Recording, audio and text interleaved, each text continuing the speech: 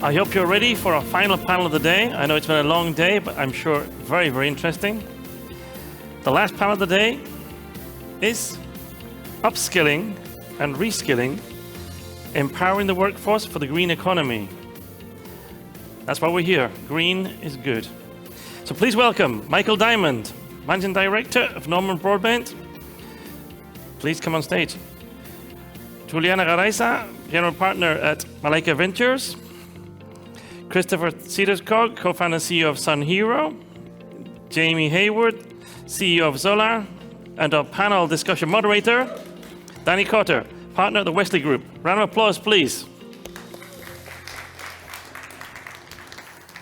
Empowering the workforce for the green economy. Whenever you're ready, take it away. Enjoy. Hello. Welcome, everyone. Sounds like we're the last panel between everyone and drinks. So we'll try to keep this as lively and exciting as we possibly can, and we'll move into probably the more exciting thing we can tonight with drinks and dinner. Excited to talk to everybody. More excited to have our esteemed panelists introduce themselves just really quickly. My name's Danny Cotter. I'm a partner at the Wesley Group. We're an institutional venture capital firm based in Menlo Park. Have been investing in the climate space since 2007. So we have a decade and a half of experience behind us, both the good and the bad. We've seen the rise and the fall of these hype cycles, and we think we're on the precipice of something really important with the transition into this green economy and the upskilling and reskilling of our workforce. Maybe I'll just turn over to my side and look at my panelists here just for a quick introduction. Michael, you want to start us off, and we'll move to Jamie, to Chris, and then to Juliana. Yes, I'm Michael Diamond. I'm a managing director at Norman Broadbent. We're a UK-listed executive search and leadership advisory firm. I lead the investor practice in the firm, which supports private capital investors and their portfolio companies. And my personal sector focus is around energy, industrial, and decarbonisation across those sectors. Hi, I'm Jamie Heywood, so I'm CEO of Zolar, which is a German-based residential solar marketplace. So we bring together homeowners who want to move to install solar systems and manage the energy that produces with installation partners across Germany. So we're basically brokering between two sides, and so we have a few hundred people who we employ, who are mainly white collar, a lot of them product and tech people, so we have a white collar skills shortage there. But more pressing, we also have a blue collar skills shortage where we employ through 700 partner installers, each of whom employs 5 to sort of 50 local installers. We have a real shortage in people who can actually do the installations. So we suffer two sets of problems. The one that keeps me awake is the blue-collar problem, less so the white-collar problem. Correct. I'm Christopher. I'm the co-founder and CEO of Sunhero.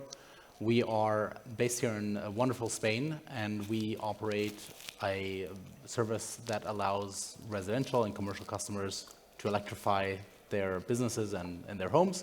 So in a sense, similar in terms of end product as Zolar with Jamie, a little bit of a different model, so we're a bit more integrated. So we have the blue collar skills, certainly more in-house, but the flip side is we operate in a very different market here in Spain, so we have a very different set of challenges than in the German market. We've been active for the last 3 years and have kind of seen some boom cycles, some bust cycles, and are really focused on delivering the best possible solution to the customers. So we have a very high focus on quality, and that comes with its own set of kind of blue collar and in general challenges. And I'm Juliana Garaizar, so I'm from Bilbao, so it's really good to be back home. I spent most of my career at the intersection of incubation and funds, VCs. And for 13 years, I've been in Houston, running different funds, and most recently, I brought Greentown Labs, which is the biggest climate incubator in North America, to Houston. And when we decided to expand, and by the way, many of you may have met, there's 18 companies that I brought from Houston to this event, thanks to Invest in Biscay, fully sponsored. So we are very eager to be here and connected. So when we launched a climate incubator in Houston 4 years ago, one of the things, and coming from the Boston headquarters, we didn't realize that the workforce and transitioning the workforce from oil and gas to clean energies was something that we had to deal as an ecosystem. Houston is actually not only the oil and gas capital of the world, it's also the engineering capital of the world. There's more engineers per square meter in Houston than there are in Silicon Valley. Most of them are within oil and gas companies and NASA and others. So one of the biggest challenges as a convener in the ecosystem is that we had this flood of oil and gas workers coming for solutions and trying to figure out how to upskill, reskill themselves into Energy 2.0 jobs. And that's something that was never a challenge for our incubator in Boston, and has been sort of, I would say, pivotal thing for reinventing Houston that we had to take care of for both the white collar and the blue collar jobs. Thank you, Juliana. So my first question to panelists is what does reskilling and upskilling mean to you in the context of the role that you bring in? But before turning it over to the panelists, I just want to give one quick anecdote because it hits home for me, and I've been thinking about this problem for a long time. So my father worked in the energy utilities sector and space, so I've been in and around energy my entire life. He spent 42 years, so 98% of his working life working for a single energy utility in California. He retired from that utility in California, handed over his laptop, and left. And about 6 months later, he gets a call from his old boss saying, "Hey, Jerry, we need you back. We don't know anyone that can do this problem for us, and we need you." So, spent 42 years working full time, 40+ hour weeks. They hired him back on, working 10-hour weeks, paying him more money than he was making when he left. And that just goes to show just the type of problems that is out there as this workforce transitions into, but also continues to age. So anyway, so maybe Juliana, starting over on my far left, Yeah. what does reskilling and upskilling mean to you through the lens that you view it? Yeah, so I think one of the challenges of the energy transition is that at least 50% of the technologies that are going to be used to decarbonize the world have not even been invented. So how do you reskill, upskill people when actually you don't know what the technologies are going to be about, and when AI is coming in, and I know that is a topic we're going to discuss. So this is a question that a lot of big oil and gas companies have asked themselves, and since they didn't know very well what the solution was, they started hiring with two premises, and actually they started also keeping people with two premises. One is the capacity to learn fast, and the other one is the capacity to teach fast, okay? And I think that's the innovation spirit, and now we could see it in Houston firsthand. There's a couple of things. You need to learn a lot about innovation, and it's thinking out of the box and making connections where they're not, and sometimes between sectors. It could be things that you can replicate from health tech into oil and gas and so on and so forth. But there's also the fact that actually there's a lot of things that are using the oil and gas that are skill sets that you had to drill and deep and things like that are actually very reusable in the Energy 2.0. And that is the transition from, in many cases, electron to molecules to electrons, but there's a lot of things that are used in hydrogen that had to do a lot with oil and gas. Carbon capture is drilling to put carbon in the reservoirs in many cases. So there's plenty of things that can be reused. And actually, I think a lot in our case, when we became a convener in the workforce transition, was more about demystifying the Energy 2.0 jobs and saying guys, actually 70, 80% you already have, you just don't know it. And a lot of the reskilling, that I think is more reskilling than upskilling, has happened behind closed door for many oil and gas companies who had, engineers that had to reskill themselves into offshore wind and all of that. But, outside people don't know that, so they feel like they have to be trained again and that they have to go to the Energy Transition Institute that was created with us. And I think there's a lot more self-learning going on right now, and I always tell them, a lot of our entrepreneurs that are here in the room were working in oil and gas before. They found something that they needed, and they had to figure it out. And I think you need to do the same, and you need to learn a lot through podcasting, and many of these people got the job as Chief Sustainability Officer or New Energies team in an oil and gas because they were the ones who talked about it first, and that's how it works. Amazing. Chris? Yeah, so I think, in our market specifically, we're really moving away from, at the most fundamental level, what's been installed in Spain in the past decade or something like that has been solar. And we're kind of moving from we have solar is the product to solar enables electrification.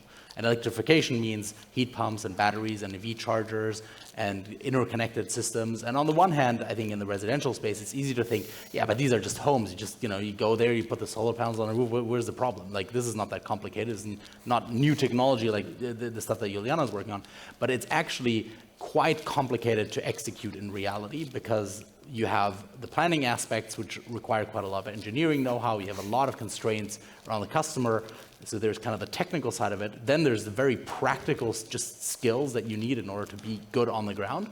But then the third part, and this is quite an interesting part of our business, is we are really face-to-face, literally face-to-face with the customer. So the customer is going to ask, yeah, but what are you doing here? What's going on here? And you can't go and say, well, I'm just following the manual, and it says here I have to put this screw there, and then I'm not going to talk to you. I'm going to be an asshole about it. That doesn't work. You're going to lose customers that way. So in our business, it's, how do we retrain people from having the technical skills, having the practical skills, and having the interpersonal skills? And that's really where, for us, kind of the opportunity is. And that's also where I think the biggest challenge is, because we need a lot more have education that these are actually jobs. These are jobs that are going to be around for the next decade. So for a country like Spain, which has a lot of immigration from Latin America, which is a great thing, which still has a lot of youth, rural male unemployment, which is also a great thing. But we need to show that, hey, these are actually jobs, and you can transfer these skills from one company to the other. And when you look at the last couple of years, you have a boom market like 2022, where the market grows 4x, and everybody and their mother can install solar and wants to do that and thinks they can do it. And then you have the panels, you see, walk by the houses and you see the panels are installed upside down. And then you have 2023, where people are then going back to installing plumbing or heating or doing something else. So what we really need from a kind of regulatory market point of view is really stability. And I think those are basically the next couple of years that we're going to see, that there's a lot more sanity in the market. Not everyone's trying to kind of grow at all costs, but you really want to build this stable path to the future, and to really be able to offer this full electrification, which is ultimately what we need in order to kind of solve the climate crisis. Jamie? I think sometimes a picture can tell 1,000 words. So there was an EU report published a couple of years ago which talked about the skills shortage in the solar industry, and it talked about the need for Europe to have 1 million solar installers by 2025.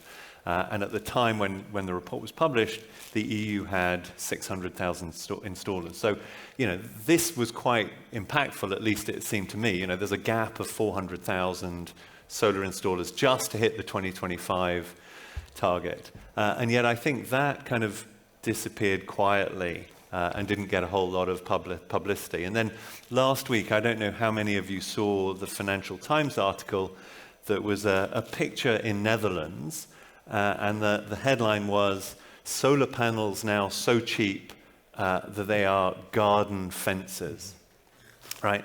And, so you had pictures of garden fences being made of solar panels because solar panels were so cheap. Now, that's a really inefficient use of solar panels. And if you read the article, the third line it said, solar panels are so cheap that they're now being used as fences. The problem is we can't find the installers to put them on the roofs where they should be, right? And that's what a 400,000 or now a sort of 200,000 to 300,000 gap looks like in blue-collar installers. It's we're not doing the right thing with the solar panels. And China is underutilized its production capacity for solar panels by roughly 50%. So there's many, many more solar panels that are not being produced that could be produced. The issue is we don't have enough installers. And that's why at Zolar, we're committed to both making the existing installers more efficient, because that allows them to earn more money. And by earning more money, that will bring more people into the industry. And we're also committed to training up and improving the quality of every single solar installer who works in the European industry. So we're trying to lean into this because we want to get those panels off the fences and onto the roofs. We think that's where they should be. So the lens I tend to see this through is at the board and the executive level more so than often at the more practical hands-on level, but we do still speak to companies that are growing, and much of the challenge that they have to grow their business is in finding technical capability or commercial capability to come in and help them grow their business. But I think on upskilling, to kind of remove it from my professional lens, I think one of the questions worth exploring is whether or not the education system in any given country is actually keeping up or evolving at the same pace as the industry.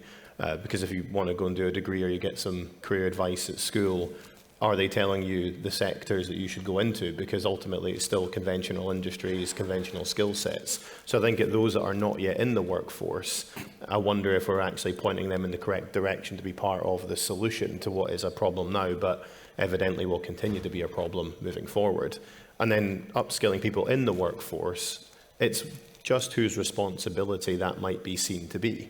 You know, is it a government issue, and should they be subsidizing or supporting people, especially in countries with high unemployment, to get people into the workforce the skills that are needed? Do people want that? You know, and also those that are in companies, is it the company's perspective to invest in those people and help them transition, and what skills are the most sought after to do that? So I think in upskilling, it's a challenge of whether or not it's to be on ourselves to future-proof our careers and go out of our way to be relevant as that's changing. If you're in oil and gas, are you tainted by that label if you're applying to work for a renewable energy business of some description or a clean tech company? But I think on reskilling, that's where I would segue into that. We shouldn't shirk conventional industries that have been around for a long time, because they've been here for a long time because they've been successful.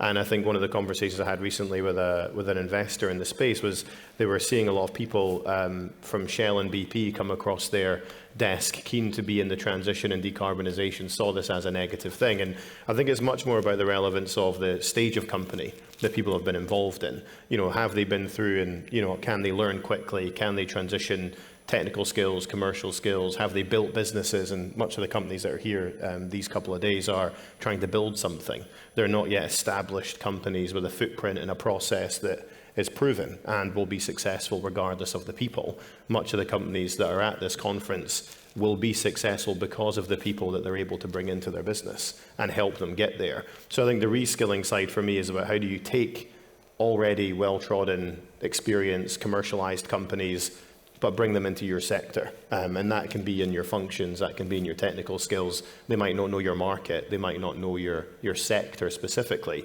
but can they add some credibility and can they bring some experience that's going to help you move forward? So we're seeing a lot of that. It's just, can they get through the barrier of maybe negative sentiment towards, you know, harder to abate sectors and ones that are part of the problem that they're trying to solve as well. Great. Before we talk about solutions and thinking about what each of these panelists are doing in their day jobs to fight or at least adopt to this challenging environment, I just want to spend maybe one more set of questions on scoping out the challenges. So maybe starting with you, Michael, if you had to distill it down to maybe one challenge that keeps you up at night in this whole ecosystem, what would that be? I'm coming at it from a different lens because I'm not running a company, that's existence certainly depends on the ability to access talent. We're helping companies do that.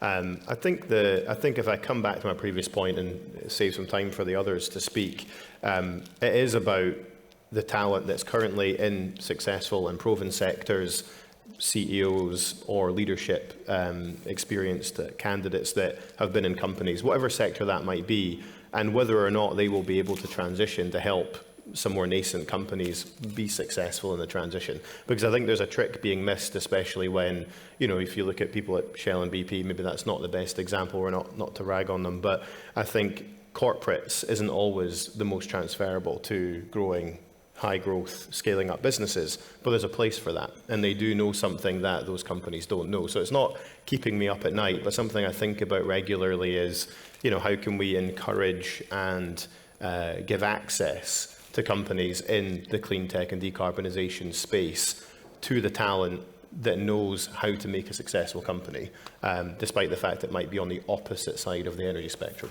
right now. Great, Jamie. So the thing that we're really focused on is trying to make sure that there are more installers doing more efficient work. Germany's had a fantastic apprentice scheme bringing craftsmen into the industry for many, many decades, and yet we still have a significant shortage. And so my belief is that the two things we really need to do to try and close that gap is firstly help make the job of being an installer even more profitable than it's ever been, because the higher wages there are in the industry, the more people who will choose to do it. So I'm slightly skeptical of kind of government mandates on quotas. I'm much more committed to trying to make sure that installers just make more money. And the way we want to work at Zolar to help make sure installers make more money and therefore more installers come into the industry is to really drive efficiencies in the way that they install by working with them to take away the stuff that they don't do, that they don't want to do, that is not installation related, use technology to mean that they can be ever more efficient on every installation. And that's why a work that they do with us takes them half the time it would take if they did the work and sourced the work themselves. And that's therefore twice as many installs that they can do. And that's hopefully therefore up to twice as much money as they can earn. And I think that incentive will hopefully bring in and close some of the 200,000 to 300,000 gap that there are in solar installers in Europe.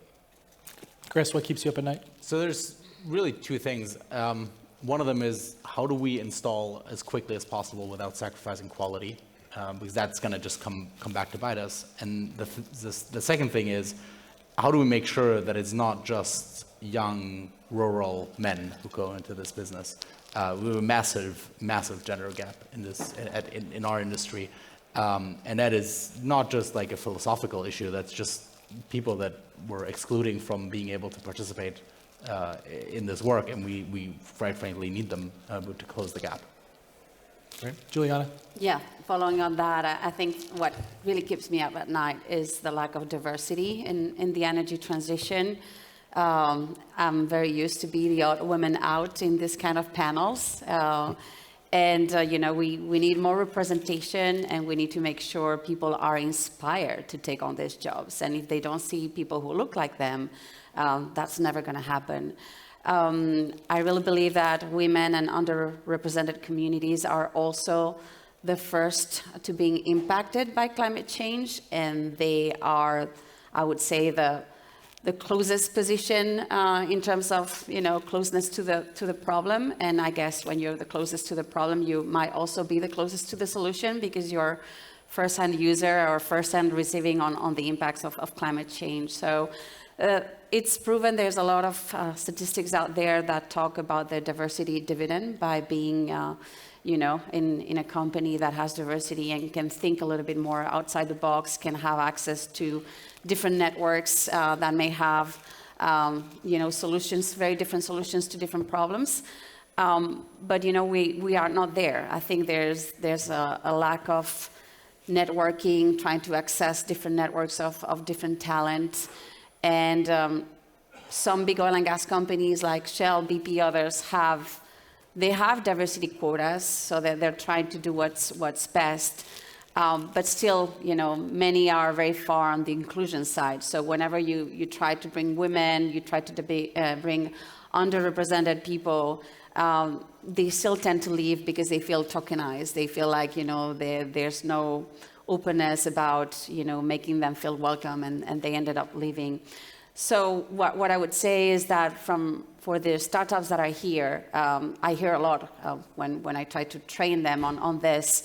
It's like, well, first let me think about making sure that I think on the ROI, my investors are happy, and then that's when I will think about bringing diversity to the table.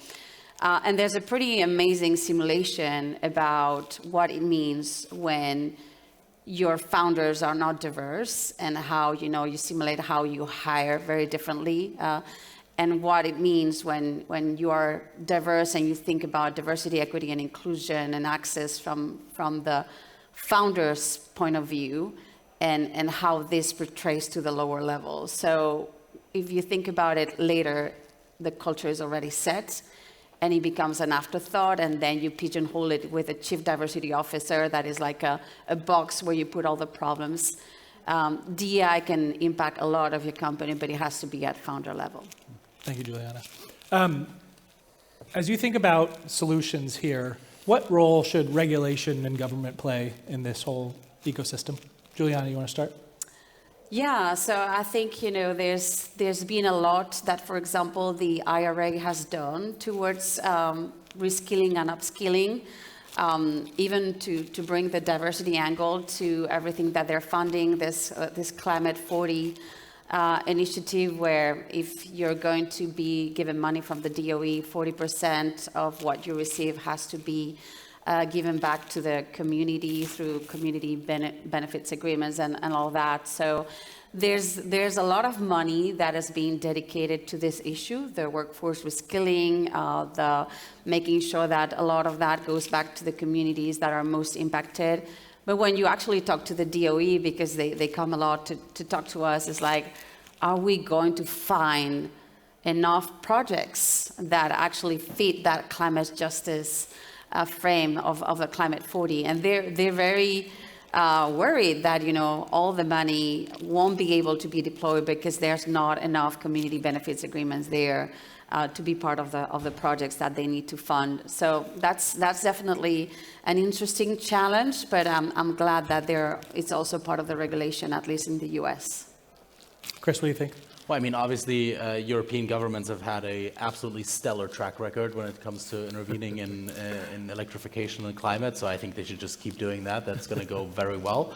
I think broadly the governments should get out of this as much as they can to a minimum degree, maybe some standardization in terms of what are the different job roles, and a little bit of kind of marketing and making this work attractive. But I could not agree more with Jamie, who said earlier, like, you need to make this more profitable for the installers, and then they will come. I think that's exactly it, and that's not something that I think the government or the EU will solve in the short term. That's on the market. Yeah. Jamie, would you agree with that? I agree with Chris and myself. Yeah. Very good. So it wouldn't be a panel in 2024 without talking about AI. Obviously, the role of both the blue-collar worker and the white-collar worker have come into major focus with the rise of generative AI and these large language models. Maybe I wanted to turn over to our panelists and just ask, maybe through the challenge lens and the opportunity lens, what does AI do for upskilling and reskilling, and how should we be thinking about it? Well, I'm not the AI expert on this panel, I don't think. But I think the one thing I would say about it is to consider it with a kind of a measure of skepticism, but also try to take advantage of the opportunity that it presents. I think that it's like any nascent sector, and AI is clearly moving very, very quickly. But can we understand it as quickly as possible? Because I don't think, if we're in the energy sector, I'm sure there's some companies that are geared around AI and its application. But in conventional companies, how is that actually going to change things for you? How is it going to improve that? And then when it comes to the workforce, what do they actually need to learn for that to be a practical and applicable skill set to make either their own prospects better or help their company be better? I think that we have to take it upon ourselves, and companies need to take it upon themselves to try and articulate what that might look like, so that we actually know what we're going to do with AI and how we'll apply that.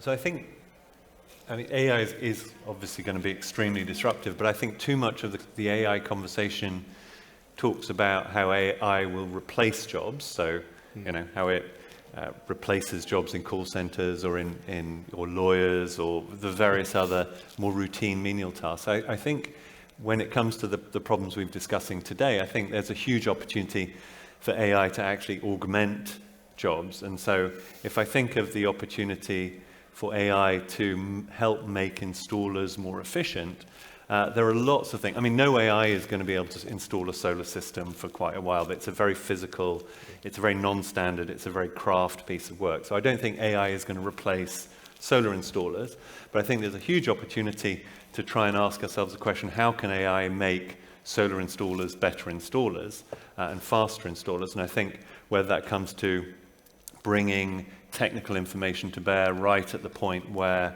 the solar installer needs it, whether that comes to making sure that the planning around the solar system gets so good that the installer just knows exactly what to do and doesn't have to sort of do too much rework and thinking. So I think there's a lot of opportunities to augment what solar installers do through AI, and I think that then comes back to the same question, which is if AI is augmenting solar installers so they can be more productive and more efficient, that's going to help them earn more money. You know, the average installer now today in Germany will make approximately 60,000 euros a year. If we could make that 100,000 euros a year, that would really drive a lot more people into the industry, and I think AI is a part of that.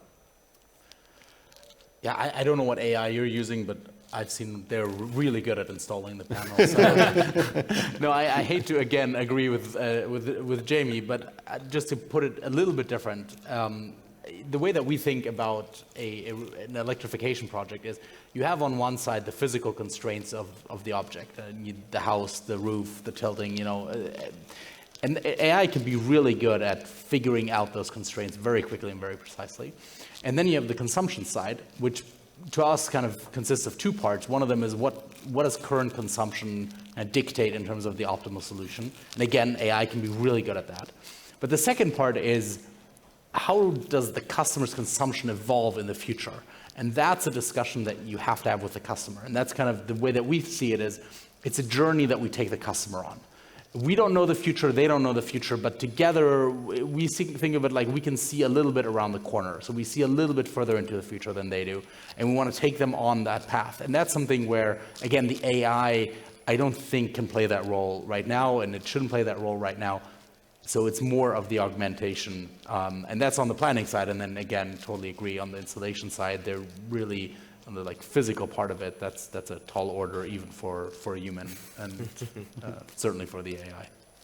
So two challenges, and hopefully on the other side of the coin is the opportunity for AI.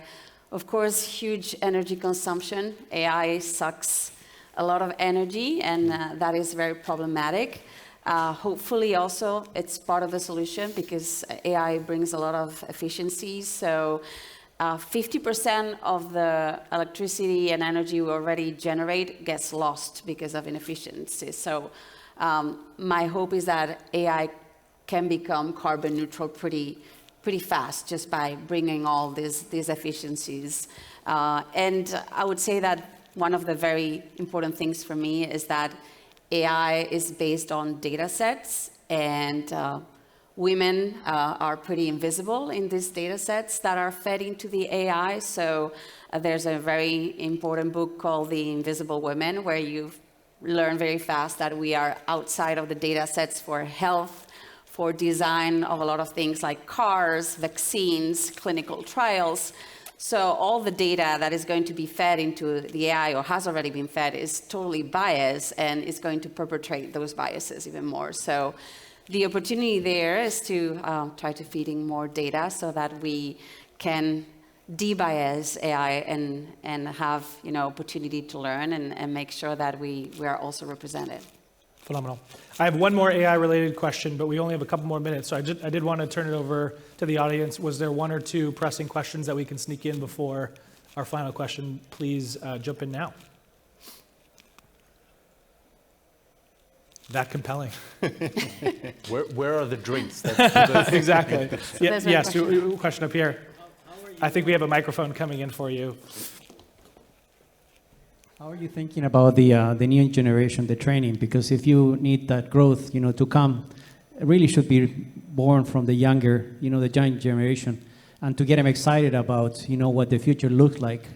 That's something that we need to work in from the older generation like us, showing them the path, but also, helping them to grow themselves so that they do a lot better than we did. I can start. I think luckily the younger generation feel a lot more responsible about fixing the problems that we've created. So they have that, they don't need to be convinced. I think they're much more attuned with, what needs to be fixed, and they feel part of the solution already. I think they're also using AI from the get-go. My daughter said, Mommy, AI helped me find my sock. And I'm like, what did you do? And it's like, well, I asked, where is my sock? And it looks like the probabilities of having your sock under the bed are pretty high. So she looked under the bed, and there it was. So she's already learning fast how to use AI for the right things and not ask Mama anymore. I think it does relate to some of the questions that have been asked as well, though, because I question whether education and the experience our kids are having in education is actually keeping up. Because my son's 15, he's about to do his exams, and it's still, basis stuff that you need, maths, physics, chemistry, all good things for STEM. But are they being told where that's going to point towards? Are they being told that, hydrogen is an opportunity? So do you want to go and work in the hydrogen sector? Is that something that's going to exist commercially?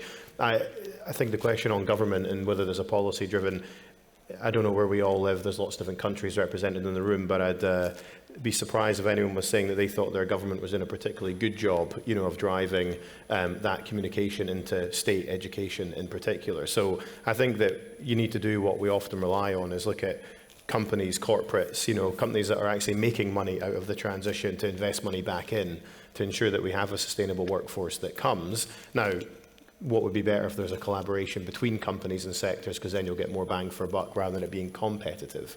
But that might be wishful thinking. So I think there's a lot more to do, because I don't know, I think they are more kind of positive about making a change. I think they all know that, and there's sectors that they will avoid. But do they know where they're going and what they should do to put themselves in a position to be part of that, would be my question. Phenomenal. We are out of time, but I wanted to just ask one last time, is there any final question from the audience? Otherwise, it's been an absolute pleasure, and thank you all for the time. Okay, let's go get some drinks, and we'll be around. So